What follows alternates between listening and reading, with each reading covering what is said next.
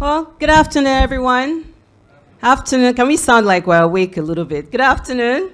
Hey, I'm okay.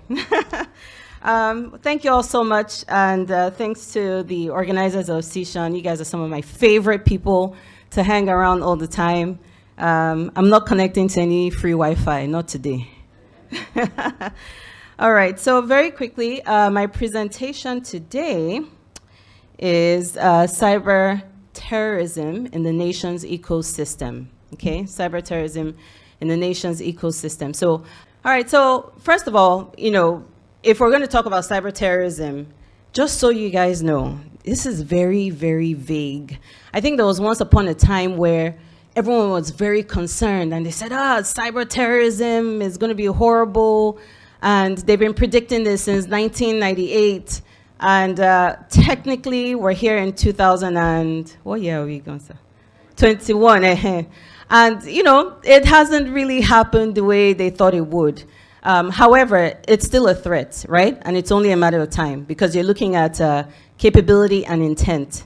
If we know there are some people now who are capable of causing some serious havoc, and do they intend to do so? Absolutely, as we've seen. All right. Sometimes people, we all know, their motivations for doing these things is just because, no reason other than that. So it's a major issue. But let's look a little bit at what terrorism is, and then hopefully we can try to define what cyber terrorism is technically. Terrorism is the unlawful use of violence and intimidation, especially against civilians in the pursuit of political aims. Reading this, could you see how certain cyber attacks could probably fall under that category? Is it possible? Violence and intimidation, maybe not physical violence, but still, we've seen what things like disinformation campaigns can do, right? During the elections, how when it was, I think, Hillary Clinton and, what's the other guy? Donald Trump. And how they brought their followers to sort of fight each other all the time. So yes, there's some things you can do online in the cyber domain that can spur violence. Also in terms of attacking civilians, again, who bears the brunt of majority of cyber attacks? This is an interactive section. No? I didn't come here to talk to myself. Yeah? Sure, yes. So, but who bears the brunt now of most cyber attacks? Civilians, exactly, people. So definitely we can see how terrorism, some attacks that take place in the cyber domain can also be classified as terrorism. Next slide, please. So cyber terrorism is defined as the use of computer network tools to shut down critical national infrastructure. All right, we've seen that happen several times. The most recent example, I think that was a pretty big deal, was a Colonial Pipeline, and we all remember what happened with that. So this cyber group, which the US authorities say they originated from Russia, and they locked down Colonial Pipelines, demanded ransom, so it was a ransomware attack, and it shut down, the shutdown lasted for several days. It led to a spike in gas prices, panic buying, localized fuel shortages, and so on in the southeastern parts of America. As far as the American government is concerned, they have decided that, there are some of these cyber attacks we're going to start classifying as terrorism, and we are going to treat it as such. Why? It's causing that same level of panic. There's also been some discussions about if people have died, for example, as a result of cyber attacks. Have you guys had that discussion before? Have you gone through your risk register and tried to figure out how a person could die because of a cyber attack? Has that gone through your mind? Anyone here? Exactly. So they mess with the stock market. This guy gets a heart attack because he just put all his money in there. Boom. Okay. It's kind of far, but still, right? Who else? Anyone else? Yes.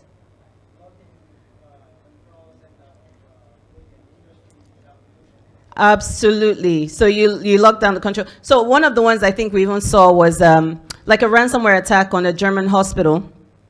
Yes. And so they said that, a lady actually died because they couldn't get in to do what they needed to do. But then later on, research, after all their investigations, they found out that she was actually very ill anyway. She probably would have died anyway. But still, it's easy for us to say, I'm sure the panic and the chaos of the cyber attack didn't help matters, pretty much, okay? So these are, when we're thinking about cyber terrorism, that's really what we're looking at, how it affects human beings. Now, when it comes to Nigeria, in particular, our dependency, as we know, is on digital and on cyber domains. It's increasing. We're seeing increasing use of cyber. Most of us here, a lot of us that have our moms around, we know they're quite notorious on that thing called WhatsApp. A lot of them were lost on Monday. They didn't know what to do with themselves. Right? So again, I remember actually when I did a presentation once at the DSS HQ. And in my presentation, I was trying to explain to them the need for us to start using technology a bit more, for security. And I remember, after I spoke, a lot of the retired directors were there. And this one retired director came up. He said, I don't know what that girl is saying, but it is nonsense. You want to do technology? Do you have technology in Zamfara? Do you have technology in Sokoto? Blah, blah, blah, blah, blah. And he went on and on. And the moral of his story is, please, at the end of the day, analog still serves us well. So at the end of the presentation, I went to meet him. And I said, hello, sir, how are you?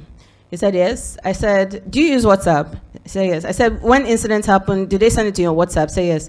I said, welcome to using technology for your security. And I just walked away from him. He's mad. Anyway. So bottom line is we're seeing that increasing use. People don't always think even the use of WhatsApp has to do with our dependence on the digital space, but it is. When we look at the digital economy here in Nigeria as well, it is growing and it's projected to grow even more. To top it off, we all know COVID happened. It forced everybody to evolve. It was an evolve or die matter. And so we saw more and more local companies themselves evolving into using more of the digital space for their supply chain. Now, currently, they say broadband penetration across Nigeria is just 35%, 35. Just so you know, the World Bank is pouring money into this thing, and they're looking to see how they can increase sort of the use of the internet and the digital marketing economy across not just Nigeria, but Africa as well. So they have this whole goal 2030 thing. And just so that we understand really that even the government, our government, not just in Nigeria, governments in the world are like the slowest people in the world. But government themselves have recognized that, look, we evolve or die. So bottom line, even our federal ministry here, the president redesignated Federal Ministry of Communications and added Federal Ministry of Communications and Digital Economy, just to show you that, we're now increasing our use.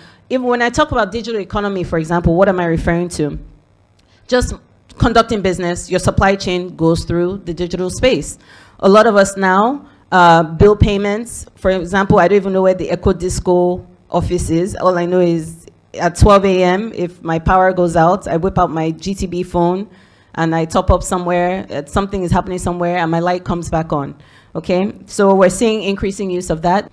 Also, with regards to social media, so I know a lot of us, ladies here, we go shopping online. Those girls wearing their wig every time, shaking the wig up and down. And it's on Instagram, and all we do from Instagram, send a DM, they send a dispatch rider, we transfer money, done, boom. That is what we mean by digital economy. So I have to I think sometimes when we talk to, and this is important for you guys to understand this too, as cybersecurity professionals, you're going to talk to your management, your leadership in different organizations. And for them, cyber, is this high-tech thing they don't really understand. When you break it down like this and explain to them, Ma, did you order your food online? Did you see a nice pot of chicken and place an order and they delivered it to you? You are officially involved in the digital economy, okay? So our dependence on that is increasing. The benefit of this is that we now have, or we're seeing an increase in the digitally enabled workforce. So, a lot of young people, our ambitious, highly ambitious youth are able to also compete now in the global market. So it's not, we're not just watching the Russian teenagers and the American kids do amazing things. We are also involved in that, and also economic growth. However, we all know what the drawback is. Yoruba, please, someone can translate for people that are not Yoruba yet. Orishirishi, what does that mean? All sorts, different kinds, everything. So a lot of different attacks that happen, right? And this is a major drawback of our increasing dependence on cyberspace and the digital marketplace. I want you to imagine for a second, okay? There's a Super Tucano. We've been making noise about all our Super Tucanos now that they've purchased. and the pilot is doing a mission across Dambisa Forest, and there's a DDoS attack on, like my brother here said, the command and control center, whatever it is, anyway, shuts down the GPS system, and he's in the middle of an operation. He's supposed to be dropping off the bomb, shuts down GPS, ends up dropping at the wrong location. People die. Has that been as a result of cyber attacks? Absolutely. And that's part of what we need to start thinking about and being cautious about going forward. That these attacks is not just about money. It's not just about the pockets or the supply chain and bottom line. It also could affect lives at this point. Or, again, we talk about even the money aspect. So in terms of intimidating and harassing people, imagine there's a bet website. The doctor before me, the speaker before me, spent like the first 10 minutes talking about Chelsea. Sir, is that your team? I don't even know. I don't even follow football. I don't know who they are. But there's a thing called Chelsea. So, and I'm very serious. I'm sorry, please. And there are some others, Chelsea and Arsenal, and Man U. That's all I know. I don't know who else exists. But so imagine it's in the middle of a game, a big game, whatever cup that's going on, and bets, all these are Bet Niger, bets people, and there's a ransomware attack on them. And you have millions of people who have put their money into this thing. And even the company as an organization trying to make money, done, nothing, they can't. All right, so this is how cyber attacks really can harass, terrorize, and affect people. And like my brother over here said, that kind of thing happens and you put all your money in there. What's gonna happen to that guy's heart? Is it gonna? So, if we look at cyber terrorism versus cyber attacks, okay, what people who draw that comparison, what they're really talking about is the effects of a terrorist attack. So think of a terrorist attack, a boom that goes off somewhere. And the main issues are, one, loss of lives, right? Disruption, obviously, not just the supply chain, disruption to the operations completely. Drop in patronage. So if we heard that there was a terrorist attack on Arik Air, how many of you that flew in from Abuja will still enter Arik to go back? Forget it. Forget it. We'll find another airline. All right? But even though it's not their fault, but it's a reputational thing. So it will affect patronage and obviously physical damage. So that's terrorist attacks. If we look at cyber attacks, what do cyber attacks do? They disrupt business operations and supply chains. Absolutely. When your system is compromised, it could lead to a drop in patronage. You remember the, I think it was in 2017, the attack on Target. So Target is a major retailer in the US. And they had a massive breach. Okay, it was an attack. The details, I think, of millions of their customers got leaked. And as a result, it cost US banks over $256 million to replace credit cards. All the banks that had to replace credit cards, 256. And in addition to that, they also got sued and had to pay off almost $80 million as well. All right, so imagine, and this attack happened because of a third-party vendor. So they had a vendor system. So it's not just enough for you, the organization, to be strong with your cybersecurity. Your vendor, who is not, which was the HVAC, so the AC vendor, they had a system where you had to submit your invoices and all that, and the attackers were able to use that to get in. All right? So again, the physical and reputational damage that attacks and hacks can cause is real. I mean, we know about physical damage. I think that has more to do with state actors and so on. All right, so obviously we're looking at perpetrators. They vary. Who are these people that could be the terrorists or the cyber terrorists? Corporate spies, hacktivists. And here's the thing, even about hacktivists, guys like Anonymous and so on. Technically, sometimes they feel like they're fighting for the rights of people. Like I remember when NSARS was going on here in Nigeria. Anonymous, it got on their radar and they said, oh, we're coming for you, Nigeria government, for doing this to your young people. And started, messing with different websites and so on. But at the same time, I know maybe because their attack was against the government and people didn't really like the government at the time, so we didn't really talk about it. But there have been issues and there have been moments when they're attacking individuals because of what a person says and attacking their organization. So, really, if you think about it, it could be referred to as cyber terrorism as well. When we come to the Nigerian ecosystem, cyber terrorism is rife. The Kaprisky report that came out in August, which was, 2 months ago, indicated that Nigeria is suffering some of the worst attacks here on the continent. In fact, I think Ethiopia, Nigeria, and South Africa, and Kenya, so the top 4 across Africa that suffer this. Nigeria's increase was the highest, so ours increased by 23%. Ethiopia's increased by 20%, and South Africa was 14%, and Kenya 13%. So ours has increased a lot. In 2020, the Selfos report indicated that 86% of Nigerian organizations that they surveyed had suffered cyber attacks. 86%. That is a high number. And all of you here are cybersecurity experts. How many of you have heard about 86% of these attacks? Not that many people. They don't really talk about it.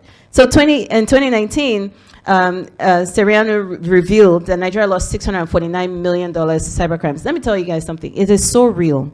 I remember I was in a government agency once, and there was so much. I went to see someone that was there, and there was a lot of buzz in and out. People were going in and out of his office. Because I was there, they couldn't talk about it while I was sitting in there. So he would walk out and have that conversation. And then finally he came back. He said, "Tanwa, I just really want to apologize to you. It's just, these boys are getting ridiculous. And they just yesterday, they stole almost $8 million. 4 Nigerian banks were involved." But guess what? It will not reach any news. Nobody will hear about it. So when we talk about $649 million, it's happening big time. So the major concerns here, I think there are just about 3 or 4 that I listed here. Number 1 is that the criminals are evolving. Nigerian cyber criminals are getting more and more sophisticated. When that official was telling me that, he goes, and the crazy thing, he says, they are here in Nigeria. It's not even the Russian ones or the Ukrainian. These are our own local boys that are doing this. And the issue is that our law enforcement agencies have not kept up yet with them. So that's a major. This was an article in Washington Post that came out a couple of years ago. And he said it's time, the title was so funny. He said it's time to stop laughing at Nigerian scammers because they're stealing billions of dollars, a lot of money. So the capability, the criminals are evolving and they're learning, but on the other hand, the law enforcement guys are not. The second concern is about no duty of care. So duty of care means what falls under your responsibility as an organization. Organizations come across as if they don't care, or I think it's more like they don't understand the gravity of the situation. So, and this I called from Tech Cabal. So in August of 2019, Business Day reported that the Nigerian Yellow Fever Card website was leaking data. The website had sensitive health information for Nigerian travelers. And nothing happened. The government, nobody responded, even after the article came out.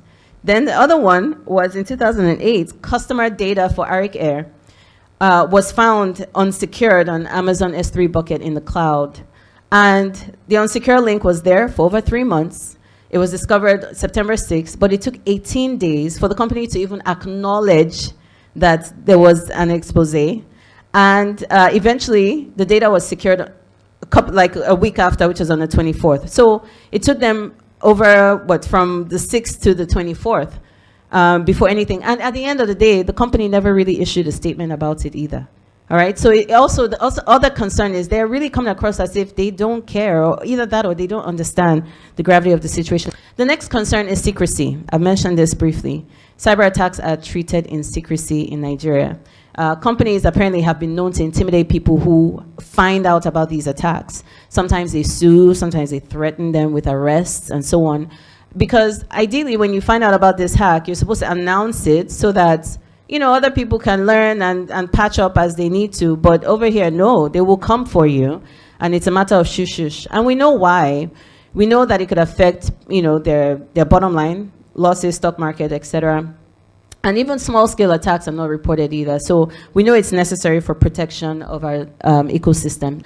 And the last one is poor enforcement of the law. Now, we know that there are existing policies, but they're not being backed up by implementation. There are laws, the laws are not enforced. The Nigerian Cybercrime Act of 2015, Section 21 says that any persons or institutions who operate a computer system or a network, whether in the public or private space, must immediately inform NG CERT of any cyber attacks. All right? Is that happening right now? I know, even though I know NG CERT, I'm sure we can answer that question. It's not really happening. So now, what do we do about people who are flouting that law or not following it? What do we do about it? Nothing. So again, this is a major concern, and this is part of the reason why we're still dealing with what we're dealing with. So what are the imperatives for tackling terrorism in the nation's ecosystem? First things first is resilience, all right? We need to understand that these attacks are inevitable. They are going to happen. The goal is to make sure that you remain operational.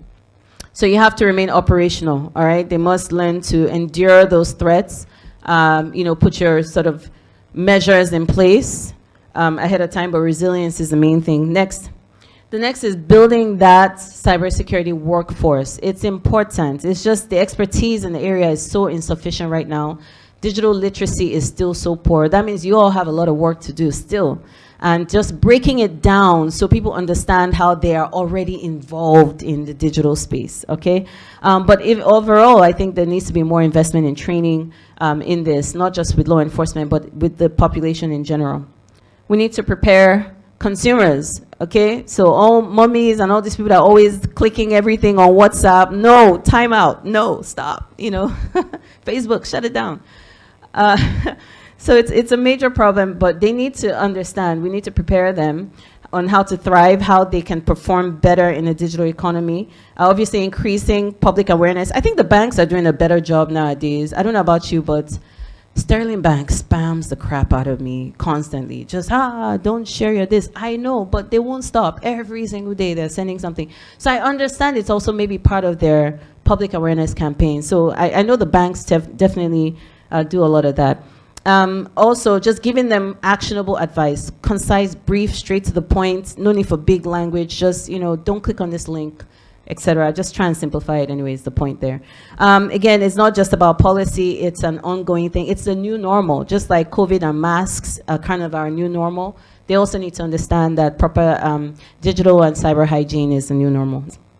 I want to tell you a little bit about Candy Drop, just to buttress this point a little bit. So in 2008, a foreign intelligence service left flash drives in the parking lot outside a US base. And that attack is known as something, it's called Candy Drop, okay? So they left flash drives outside in the parking lot. And of course, what do people do when they see flash drive? Praise God, do. You think it's raining flash drives from heaven? I don't understand. So this soldier actually took it, plugged it into their system, and there was a worm on it. It was named Agent BTZ, which scanned computers for their data, created backdoors, and linked to command and control servers. It took the Pentagon 14 months. That's over a year just to clean out that worm from their system. All right? Again, going back to the importance of just really digital literacy and telling people this. Imagine, I don't know what organizations you work for, especially those of you who work in major corporations, is understanding that even now our terrorists they themselves are also now very big on cyber and digital space. So terrorism, cyber terrorism is now not just about recruiting and putting up materials and things online. That is beyond that. They themselves now want to be active players in the field if possible. So it's important that people understand this. Finally, obviously we know about conducting self-evaluation, knowing your weaknesses, vulnerability and pen tests and all of that.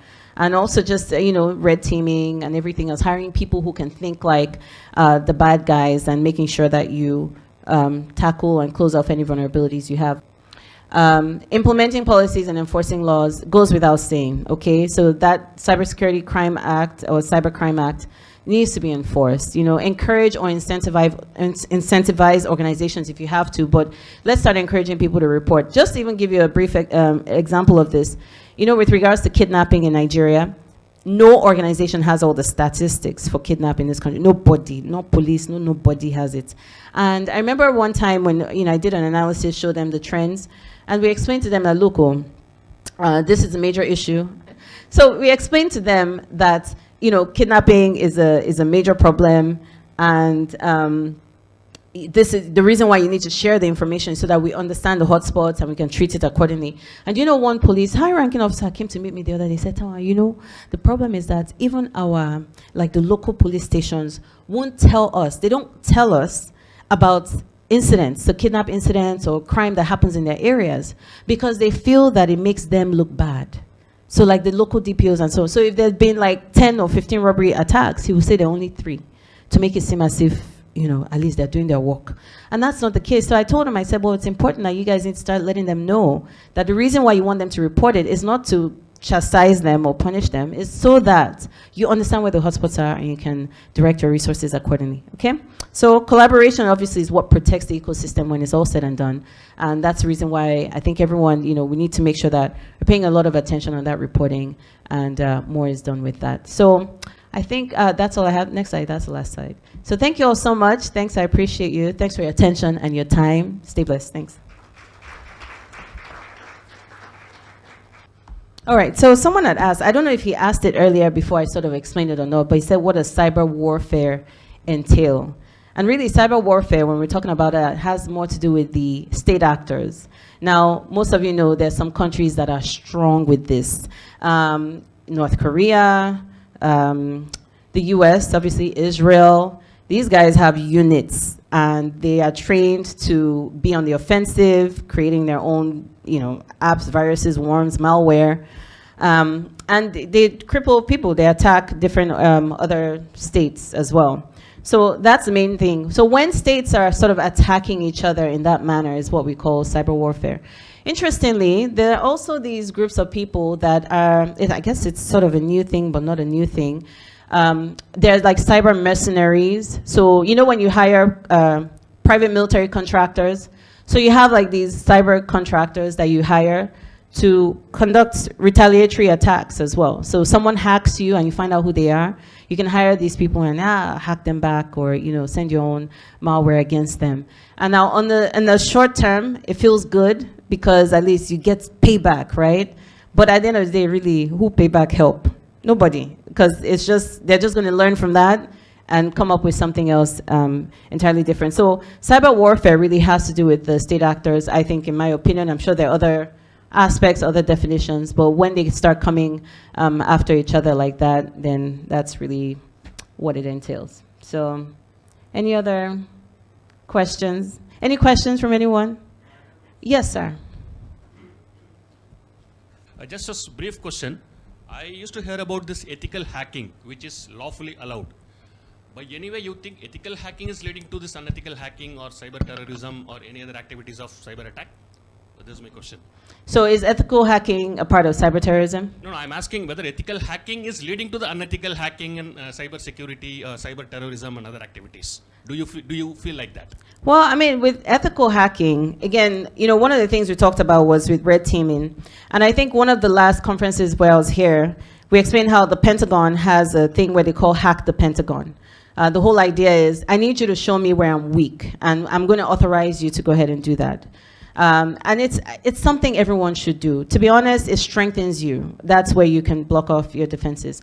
Now, where it becomes tricky or scary is when a person who is supposed to be an ethical hacker then decides to do other things later on, because they have that technical skill and capability. So yes, it is very tricky. I mean, especially if they're doing it under the guise in the dark web and not everyone knows about them. So it can be an issue. I mean, it's ethics, right? It's about ethics at this point. So we ask ourselves, how do we prevent that? How do you prevent a person? It's difficult. How do you? My question was, how do you prevent a person from who is supposed to be an ethical hacker to start becoming a black hat? Now, Edward Snowden, for example, he worked at NSA. I used to work at the NSA. The presentation that we get when you first enter the building, forget it. By the time they're done with you, you learn that when you leave, even till now, if you ask me, so what did you do at the NSA? I don't remember, to be honest, because I told myself, you better wipe it out of your head. Because when you're leaving, they tell you that for the next 90 years, you're not allowed to, talk about what you did. So you have someone like Edward Snowden. I know the onboarding he got when he was working at the NSA. Why would he then leave to then release, and start releasing all this information? So technically, he was an ethical hacker, right? He had someone who had access and decided to turn black hat. So it's tough. All organizations can do is try to ensure their people toe the right line. But if they decide to go far right, it can be a problem, absolutely.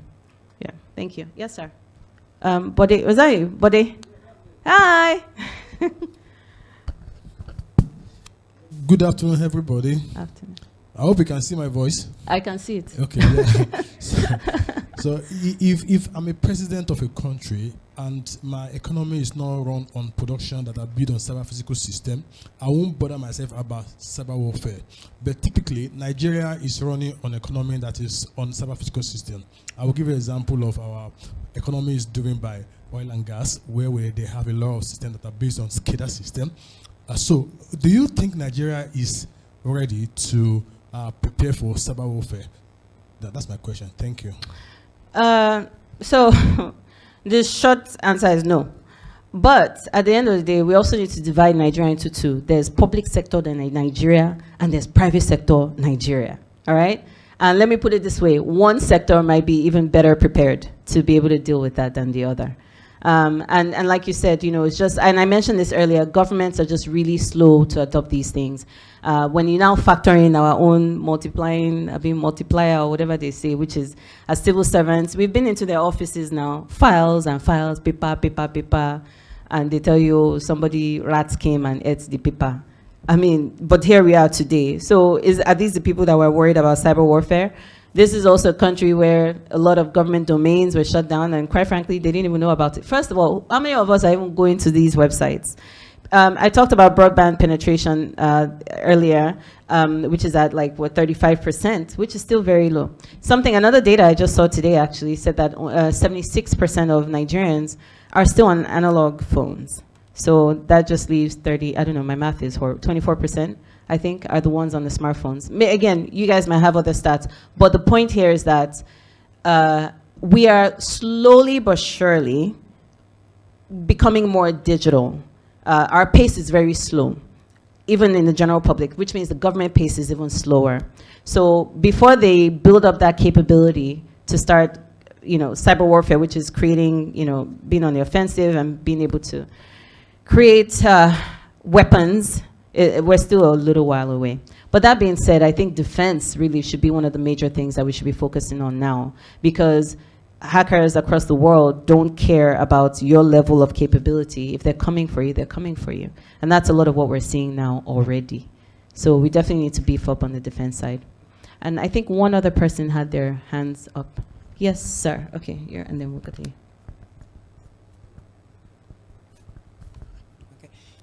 Everyone, am I audible? Okay.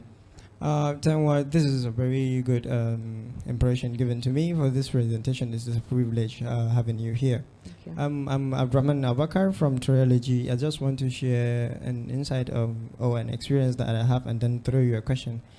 It is not a coincidence that the couple first presenters present that there is a number of attacks perpetrating from Nigeria seriously. And I was fortunate to be in a conference like this with Ohad Umar. He was the current security officer, cloud security officer at Amazon. And he was telling me the same thing, that they used to record a high volume of attack from Nigeria. And of course, it was not coincidence. And that led me to conducting some researches. And while I was a student of cybersecurity, I'm still a practitioner, and I'm still there.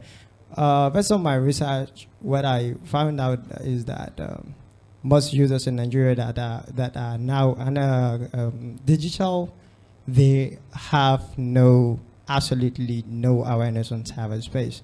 And it is really bad thing, because the research that I've conducted shows that 90% of people will fall a victim easily. And that is what I think is promoting to the volume of attacks, because in Nigeria, people easily become a botnet for someone, and without even knowing that they are a botnet of someone, and that actor or a hacker is launching an attack using them without even knowing. So, as you having an vast experience in cybersecurity in Nigeria as well, how do you think awareness? Because what I'm trying to say is being capable and technologically advanced and stopping all these things has to do with awareness of people and bringing people together to know what they are currently having and to know the era of technology that we are in.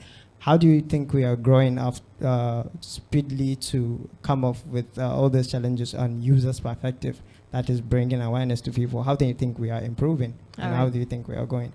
Yeah, thank you. Here's the major issue. I did a presentation for one of the major government organizations, and it was for their security department. And in that presentation, I had to explain to them the importance of them as security. And now these are people, physical security, there are over 200 of them, they're spread out across Nigeria. And the importance of them to understand cyber threats as well, to increase their own digital literacy, to increase their understanding of computer security and information security. And I explained to them, I said, do you know, when you guys are looking at baggage scanner, right? We all go through, even here, coming here, we saw baggage scanners. So you put your bag in there, and this kind of facility houses, you know, they have racks now. So you're putting your bag through the baggage scanner or whatnot, or people are just standing around in random areas. And I explained to them, I said, do you understand that a guy that comes in with a magnet in his bag could be just as deadly as the guy that as a knife? But yet, they see magnet, they see knife. Guess which one they are shouting about? Meanwhile, what can that magnet do? Destroy, in fact, and that kind of place, you don't want anything to happen to them there, right? So this is part of what we're talking about with the digital literacy. So telling even the guys who are involved in physical security and saying, look, it's not enough. You need to also be able to understand. If you see some guy hovering around your server areas, don't just automatically assume, well, it's just a bunch of racks. It can't be a big deal. No, they need to understand what that means, you know, and the importance of access control. Now, overall, I've always been a proponent that Nigeria, I feel like as long as, you know, this issue with our education system continues, we're still going to be so far behind. If we're thinking of how do we start improving digital literacy, how do we start getting more and more people involved, when schools in half of your country are closed down right now, how can we even do this? You understand? So I almost feel like with each step we take forward, we're taking multiple steps back. The general understanding, I think the general knowledge base, as a people, we need to be at a certain level. So for example, in the US, everyone, it's mandatory to go to elementary school, which is primary school, is mandatory for everybody. I think maybe in some parts, secondary school is important, but not everybody finishes. But at least primary school is mandatory. So what that means is even a person who didn't even go to secondary school in the States, eventually they will have to go and write an exam called GED if you didn't finish secondary school. So you write GED, you pass. And that means that if you want to work anywhere, you at least need a GED. What that also means is that at least everybody has basic reading and writing skills. So you at least need to start from there. For us to now say we now want to teach them about, you know, digital literacy. So it's an issue. I think with the education system is if we correct that, we will be so much further along. All right. And sorry, I think you had one last question. Okay. Yes, the microphone. Hello. Hello. During your presentation, you made mention of what's called kidnapping and reporting of kidnapping. What would you advise, or what solution would you prefer for, the Nigerian police force in fighting kidnapping or in trying to report kidnapping appropriately? My second question is based off the fact that there's heightened increase in Yahoo boys, and which is a serious concern, and I think it's largely because of the economy and what have you. What solution would you prefer? Because these guys have skills, right? But they just have it in a very negative way. So I'm thinking, what solution would you prefer to indoctrinate them in such a way the trend of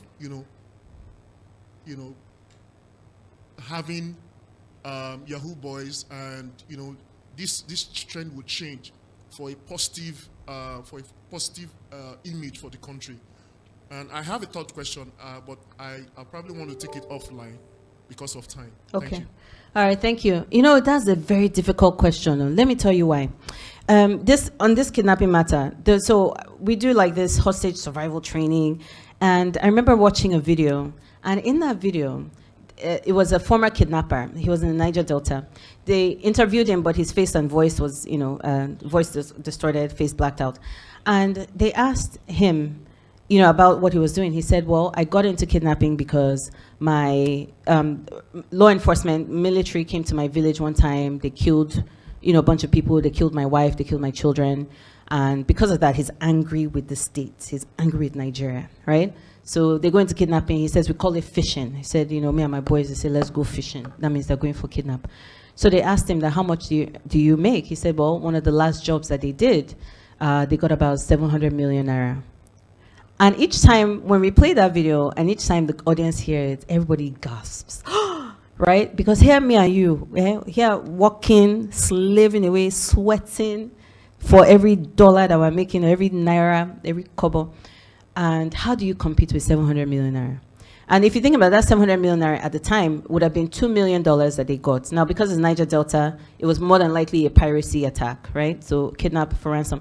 And the way I explain it to people is that if your ship is carrying $100 million worth of stuff, and a guy comes to you, seizes your captain, takes your ship hostage, and says, well, if you pay us $2 million, it's a no-brainer now. Your $100 million cargo or $2 million so they can release your cargo. Which one will you choose? But yet that $2 million you've given this guy, he now has $700 million, million naira in his account. So my point here is that with these Yahoo boys, right, what's the incentive? If they get caught, which I always tell my client, I tell EFCC all the time, I tell these, whoever it is I tell them, look, when you arrest these people, don't just start treating them like criminals immediately. What you just do is create classroom. Let their every day go from jail inside classroom. Let them start showing your people how to do what they are doing. And so you need to actually gain that knowledge and expertise from them. So I'm definitely of that opinion that and it would take personal ethics, again, back to that thing, for a Yahoo boy who has this skill set to say, you know what, no, I really want to do this for the good of Nigeria. I want to work for EFCC and make 150,000 naira every month. Hush puppy, come on now, is a Bentley versus so that it's a tricky one, to be honest, and I think until Nigeria starts doing her citizens and her youth right, it's going to be a delicate dance for a while. And the last question I have here says, does Nigeria have a catalog for ethical hackers? Not that I know of. I know some of these groups, this other guy, what's it, Victor Edono, what's that? Yeah, cybersecurity challenge. So they try to have like these ethical hacking challenges and things like that. So maybe it's also something Sishan should come up with. You guys should start creating a Rolodex or a registry of ethical hackers, and that would be good. I don't know what you do with that list though. All I know is I will never log on to Wi-Fi in any of your conferences. Thank you.